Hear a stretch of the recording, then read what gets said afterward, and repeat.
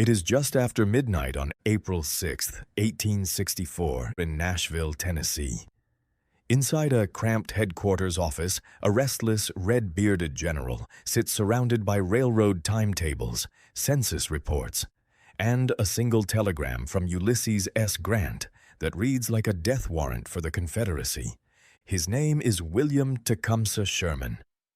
3 weeks ago, Grant shook his hand, handed him command of 100,000 men, and left for Virginia with 5 words burned into both their minds. Break Johnston's army. Go far. But Sherman isn't thinking about battles tonight. He's thinking about boxcars. Because right now, the greatest army ever assembled in the Western theater cannot move. Not because the enemy is too strong, not because the men aren't ready, but because there aren't enough trains to feed them.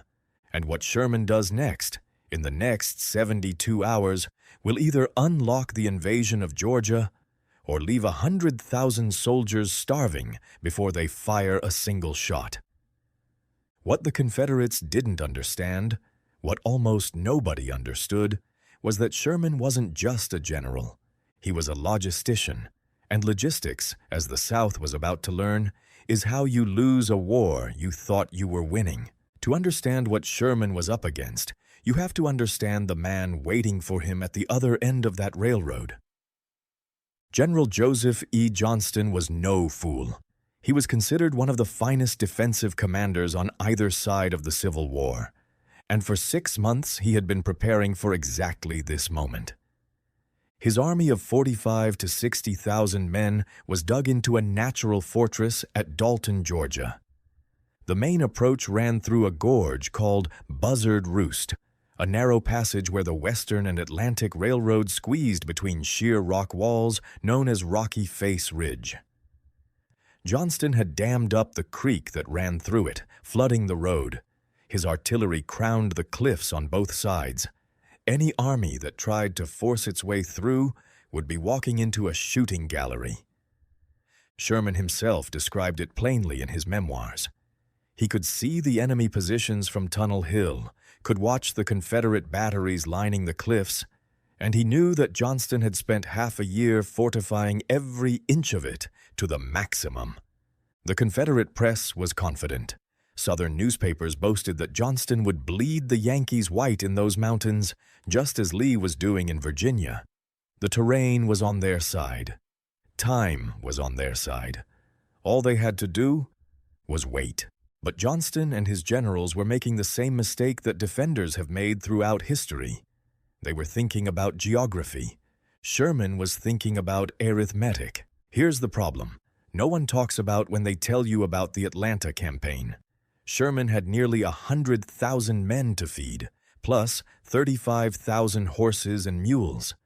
His supply depot was in Nashville, 136 miles behind his front lines at Chattanooga. Every bridge, every trestle, every culvert along that single railroad had to be guarded against Confederate cavalry raids and guerrilla attacks, and the railroad could barely deliver enough to cover daily needs. There was no surplus, no reserve, no margin for error. Sherman wrote it bluntly. You cannot invade Georgia without ammunition and food stockpiled ahead of you. And right now, the math didn't work. So before he could fight a single battle, Sherman had to solve a problem that had nothing to do with courage or tactics. He had to win a war against numbers on a page. On April 6, 1864, Sherman issued an order that made him one of the most hated men in Tennessee. He seized total control of the railroads, all civilian traffic cut off. No more food shipments to local citizens, no matter how desperate. No passengers unless they wore a uniform. Every single rail car in the system would carry nothing but ammunition, rations, and military supplies. Troops heading for the front? They would march on foot. Beef cattle, driven on the hoof. The reaction was immediate. Union-loyal families in East Tennessee, people who had supported the federal cause at great personal risk, appealed directly to President Lincoln. Lincoln telegraphed Sherman, asking him to ease the restrictions. Sherman's reply was respectful. and absolute. He told the president that a campaign was coming that could decide the fate of the nation. The railroad could serve the army or the people, but not both, and the army could not stop until Johnston's forces were destroyed. Lincoln backed down. But even this wasn't enough. Sherman called his logistics chiefs together: Colonel Anderson, the railroad manager; General Donaldson, the quartermaster; General Beckwith, the commissary, and they ran the numbers together. 100,000 men, 35,000 animals. Allowing for wrecked trains and guerrilla raids, they needed 130 loaded rail cars reaching Chattanooga every single day. They couldn't even afford to ship hay for the horses. 5 pounds of grain per animal per day was the maximum. Colonel Anderson delivered the bad news. He had only 60 working locomotives and 600 cars. He needed nearly double that. Sherman's solution was breathtaking in its audacity. He ordered Anderson to hold every single train that arrived in Nashville from Louisville. None would be allowed to return north until they had enough rolling stock to meet the requirement. When the president of the Louisville and Nashville Railroad protested that his own operations would collapse, Sherman wrote him back frankly, told him exactly what was at stake, and suggested he do the same thing: hold every train coming into Louisville from the north. And it worked. Within weeks, rail cars from lines across the entire northern United States were rolling into Tennessee. The Louisville and Nashville line even rigged a ferry to carry trains across the Ohio River from Indiana. Months later, deep inside Georgia, Sherman's soldiers would see something that made them laugh out loud. Boxcars rolling past stamped with names like Pittsburgh and Fort Wayne, Delaware and Lackawanna, Baltimore and Ohio. Rolling stock kidnapped from railroads 1,000 miles away, now hauling hardtack and ammunition through the red clay of Georgia. Sherman himself wrote with a kind of amused admiration. He never found out how those railroad companies got their property back or settled their accounts, but he credited this single logistical feat, more than any battle, with the success of the entire campaign. Sherman didn't just revolutionize the supply chain, he stripped down the army itself. Every soldier carried 5 days of food and clothing on his person. Each regiment was allowed 1 wagon and 1 ambulance. Tents were forbidden for everyone except the wounded. Sherman himself didn't carry a tent, just a canvas fly spread over fence rails or saplings. His entire headquarters paperwork fit inside a chest no bigger than a candle box. Most of his generals followed the example. The notable exception was General George Thomas, steady, dependable Thomas, who maintained a full headquarters camp and kept a large wagon that could convert into a mobile office. Sherman's staff had a nickname for it: Thomas's Circus. Sherman would tease him about it, but never pushed too hard. Thomas was too valuable and too good-natured to antagonize over a wagon. The result was an army that could move faster and farther than any comparable force in the war. Sherman doubted that any army in history had ever marched to battle with fewer unnecessary possessions. On May 5, 1864, the same day Grant launched his assault against Lee in the Virginia wilderness, Sherman set his army in motion. The plan was elegant and dangerous. Thomas and Schofield, with their combined 74,000 men, would press Johnston's front at Dalton. They'd make noise, push hard, keep Johnston pinned in his fortress, make him believe the main attack was coming straight at him. Meanwhile, McPherson's 23,000 men would slip through a little-known mountain passage called Snake Creek Gap, emerge behind Johnston's lines, and cut the Western and Atlantic Railroad at Resaca, the single supply artery keeping the entire Confederate army alive. If McPherson seized that railroad, Johnston would face an impossible choice: abandon Dalton or starve. For 4 days, the plan worked perfectly. Thomas hammered at Dalton. Johnston held firm, confident in his walls. and on May 9th, McPherson's lead columns emerged from the gap, completely undetected. They brushed aside a small cavalry screen and pushed to within 1.5 miles of the railroad near Resaca. Sherman received the news and felt a surge of triumph. He ordered Thomas and Schofield to prepare for pursuit of what he expected to be a broken, retreating enemy. Then came the second message. McPherson had found Resaca more strongly defended than expected. Rather than pressing forward, he had pulled back 3 miles to the mouth of the gap and dug in. Sherman would later write about this moment with words that carry the weight of decades of reflection. McPherson had 23,000 of the best soldiers in the Union Army. Resaca was held by a single brigade. He could have walked in and taken the railroad, or he could have straddled the tracks and dared Johnston to come get him, knowing that Thomas and Schofield were closing from behind with overwhelming force. Instead, he chose caution. Sherman was careful never to condemn McPherson outright. He noted that McPherson was justified by his orders, but the pain of the missed moment bleeds through every line of the memoir.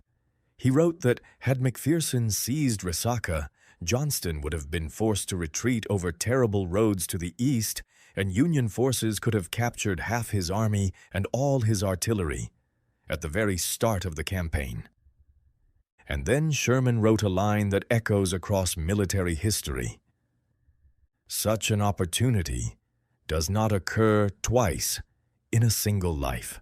But Sherman didn't dwell. Within hours, he made a new plan. If McPherson couldn't take Resaca alone, Sherman would send the entire army through that gap. Over 4 days, nearly 100,000 men squeezed through the narrow mountain passage. By May 14th, they had surrounded Resaca on 3 sides. Johnston fought hard. McPherson gained a ridge overlooking the town, his artillery reaching the railroad bridge. Hooker's corps captured a 4-gun battery in fierce fighting. But on the night of May 15th, Johnston recognized he was outmaneuvered. He burned the bridges behind him and retreated south. 6 months of Confederate engineering at Dalton abandoned without a decisive fight. Sherman entered Resaca at daylight. Union losses stood at about 600 dead and 3,300 wounded. The initiative now belonged to Sherman. What followed was a month of relentless pursuit that defies easy description.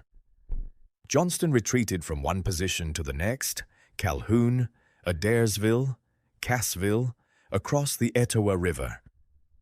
At each position, Sherman refused to attack fortifications head-on. Instead, he flanked, maneuvered, and kept pushing. At Cassville, Johnston actually prepared to stand and fight. He issued orders to his army declaring the retreating was over. But that night, over supper, his corps commanders Hood and Polk told him the ground was no good, that Union artillery had already enfiladed their positions. Johnston, furious that 2 of his 3 generals were beaten before the battle even started, ordered another retreat. Sherman didn't learn the truth of that supper until after the war, when he and Johnston met as fellow passengers on a steamboat, played cards together, and talked over the campaign like old chess opponents comparing notes. By late May, Sherman cut loose from the railroad entirely, marching his army through 20 miles of dense wilderness toward Dallas. At a crossroads called New Hope, near a small Methodist church, Hooker's corps slammed into a Confederate force moving in from Allatoona. The fighting was savage. The soldiers gave the crossroads a new name: Hell Hole. Sherman himself slept on the ground that night without cover, beside a log in the pouring rain. The battle raged for a week. A Minié ball passed through General Logan's coat sleeve and struck Colonel Taylor in the chest, but his thick diary notebook stopped the round from reaching his heart. By June 4th, Sherman had maneuvered Johnston out of every position between Chattanooga and Big Shanty. Nearly 100 miles of the most difficult terrain in the South conquered in a single month. The numbers tell the story that courage alone never could. In the month of May 1864, Sherman's forces suffered about 9,300 casualties. Johnston lost roughly 8,600, including prisoners. The losses were nearly even, but Sherman had twice the men. He could afford the arithmetic. Johnston could not. And that was the point. Sherman understood something that most commanders of his era refused to accept, that in industrial-age warfare, the side with more factories, more railroads, and more food wins. Not because its soldiers are braver, but because the math is unbeatable. Johnston's army fought with extraordinary skill and valor. Every position they held was expertly chosen, brilliantly fortified. Their retreats were orderly, professional, even admired by the Union generals pursuing them. Thomas himself praised Hardee's withdrawal at Cassville as one of the finest military movements he had ever witnessed. But none of it mattered, because every night while Confederate soldiers dug new trenches by hand, Union railroad crews were rebuilding the bridges behind Sherman's advance. Colonel Wright and his 2,000 engineers rebuilt the Resaca Bridge in 3 days. Cars loaded with supplies rolled forward to Kingston by the 24th of May. The railroad, Sherman's true weapon, followed him like a river that never stopped flowing. Years later, when Sherman reflected on this campaign, he didn't talk much about bravery or glory. He talked about Mr. Guthrie, the railroad president who had the patriotism to surrender his trains. He talked about Colonel Anderson, who made the timetables work. He talked about parched corn and beef driven on the hoof. Because Sherman saw what others missed. The railroad wasn't just a supply line. It was the weapon that broke open Georgia. And when his brilliant flanking plan at Snake Creek Gap was only half executed, when the decisive blow fell short, he didn't rage or blame. He adapted. He sent the whole army through the gap and kept moving forward. That, more than any single charge or bombardment, is what cracked open the road to Atlanta. General McPherson, the man who hesitated at Resaca, would redeem himself many times in the weeks that followed, but he would not survive the campaign. On July the 22nd, outside Atlanta, he rode into a Confederate ambush and was killed instantly. He was 35 years old. Sherman, upon hearing the news, reportedly wept openly, one of the very few times anyone saw him do so during the entire war. If stories like this remind you why history matters, stories of real men facing impossible choices, where the line between triumph and tragedy is measured in hours, then subscribe to Heroes and Valor. We bring you the untold moments behind the battles, told the way they deserve to be told from the words of the men who were there. Drop a comment and tell me, what story should we cover next? Hit that subscribe button. I'll see you in the next one.